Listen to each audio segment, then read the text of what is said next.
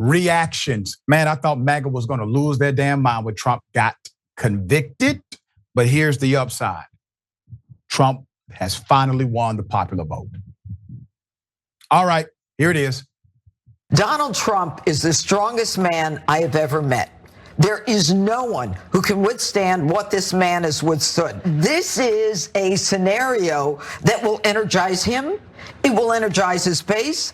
And hopefully, along with that energy, will come other people who will say to themselves, what did Donald Trump do wrong? This new era of so-called progressive prosecutors, there's nothing progressive about them. They are defense attorneys masquerading as prosecutors, and it's going to wind up ultimately, I think it may be the undoing of our country. If you're going to bring a case against the president, it should be a strong crime that everybody recognizes as a crime and that you have convincing evidence for. It can't be one of these flimsy things where it looks capricious, where there's a lot of political judgment in whether to bring it, and where you need the judge to put his thumb on the scale to get it home. It's no secret that Manhattan is, I think the estimates were about 85% plus or more in voting for President Biden last time around. We are a country that was born of revolution. Revolution is in our DNA. We are fighters, and I hope it's only at the ballot box. Don't get me wrong.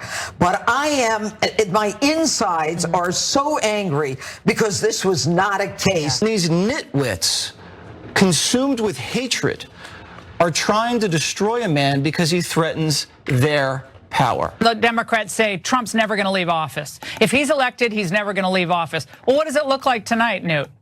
That Biden never will leave office. This is an anti-Trump judge, an anti-Trump prosecutor. America is going to respond to this. These are wicked people obsessed with a person, and we will seek justice. I think the Biden campaign needs to be really, really careful. His son may be a convicted felon by this time next week. How can you not conclude that this entire thing is rigged? This is the ultimate in terms of election interference. This is the real election interference. On brand, on message, typical Republican jargon. With millions watching and many people benefiting from this program called Indisputable, we just need 1% of the viewers to become a paid member so we can continue to bring this content to you. Now back to the show. Put up the picture full mass here. I don't think he's more energized. Man is 77, all right? So on Friday, headlines worldwide declared Donald Trump the first former president to become a convicted felon. Prominently featuring the word guilty. In contrast, the New York Post went full MAGA, summarized the verdict as injustice, alongside a picture of a crestfallen Trump. The tabloid's cover read, New York City jury makes Donald Trump first felon president after political hit job. Hey. If he wanted a better jury that was more favorable to him, he should have paid her off in Arkansas. But he happened to do it where the jurisdiction was appropriately applied in the area that it happened. Very simple. Meanwhile, the New Yorker, just minutes after the announcement, published a sneak peek at the cover of next week's issue. A cartoon of Trump being clapped in handcuffs, much too large for his comically tiny hands. The title reads, A Man of Conviction. And then a short blurb our editor wrote, for the cover of the June 10th, 2024 issue, the artist Jon Ossoff created a familiar illustration of the former president's latest entanglement with the justice system, but this time representing a historic conviction. E. Jean Carroll had a short but symbolic response to Trump's guilty verdict alongside a picture of the adult film star Stormy Daniels. Carroll wrote, Justice!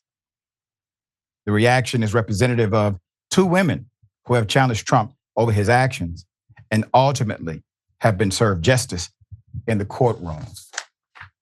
Michael Cohen, the government's star witness, wrote on X, quote, today is an important day for accountability and the rule of law While it has been a difficult journey for me and my family, the truth always matters. He thanked his attorneys for their invaluable guidance and support throughout the process. All right. Trump's felony counts of falsifying business records were, of course, part of the scheme to cover up the $130,000 hush money payment to Daniels that Cohen had arranged for Trump. Cohen served as Trump's personal lawyer from 2006 to 2018 before he himself was sentenced to 3 years in federal prison, having pleaded guilty to violating campaign finance laws at Trump's behest. The Daily Beast reports Cohen spent 4 days on the stand in Trump's trial and was the final witness called on by the prosecution. The defense, who grilled him for hours on the finer points of his testimony, unsuccessfully attempted to paint him as a liar, describing him as the human embodiment of reasonable doubt to the jury. Per Axios and the Daily Beast, President Joe Biden's 2024 campaign released a rare and stoic statement just minutes after the verdict. In New York today, we saw no one is above the law. Michael Taylor, the communications director for the campaign, said, quote, Donald Trump has always mistakenly believed he would never face consequences for breaking the law for his own personal gain. Taylor added, writing that the only way to keep Donald Trump out of the White House would be at the ballot box. Convicted felon or not, Trump will be the Republican nominee for president, end quote. The newly convicted felon wasted no time trying to profit off the verdict. So Trump posted a fundraising memo to Truth Social. Quote, I'm a political prisoner. I was just convicted in a rigged political witch hunt trial. I did nothing wrong, he said in the post, adding, your support is the only thing standing between us and total tyranny. An earlier post read, my civil rights have been totally violated with this highly political, unconstitutional, and election-interfering witch hunt. Our failing nation is being laughed at all over the world. They're just kind of laughing at you, Trump. Okay? Granted, you may think it's the same, but it's not. Once again, the people who are defending Trump himself, nobody is talking about the actual criminal issue at hand, that he manipulated his own records to pay off an individual, possibly individuals, to be frank with you, in order to stop adverse information from coming out in reference to the campaign. These things are understood to be corrupt. And the argument from some is, well, it should have been a different kind of crime. A crime that we all can agree is a crime. Okay, well, if you think paying off an adult film star in order to benefit your federal campaign and then not disclose it properly to the IRS or anybody else is not a crime. I don't know exactly what financial crime you would deem a crime, because definitely a jury of fact finders, they found it to be a crime. Grand jury found it to be a crime. The DA who brought this before the grand jury found it to be a crime. And most legal scholars do find it to be criminal. All right, Jackson, thoughts here.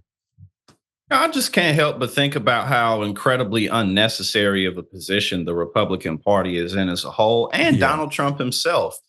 The Republican Party could have literally just went with any other candidate, because when it comes to policy positions, they're pretty much all the same. Obviously, Trump has that cult of personality, and I can never forget the quote of Lindsey Graham, who now endlessly kisses Trump's behind, about how if we let Trump into the party, it'll destroy us, and it has.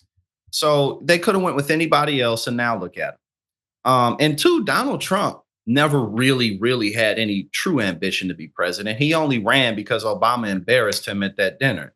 That's where all of this really started. He wanted to get that man back. Mitch McConnell saying he vows to make Barack Obama a one-term president. All of this is really just a stupid, childish attempt to stick it to the libs. And now he's looking at his entire legacy completely being crumbled. And none of this would have happened if he would have just dropped out of the race. There's no way he thought he actually was going to beat Hillary. He had plans of opening up his television network. He would likely be more successful and famous. Well, maybe not famous, equally as famous, but more successful than he ever was if he never became president. But, it is what it is now. Cause and effect sometimes has a strange relationship, does it not? But you are correct. This was a ploy for him, and he ended up winning.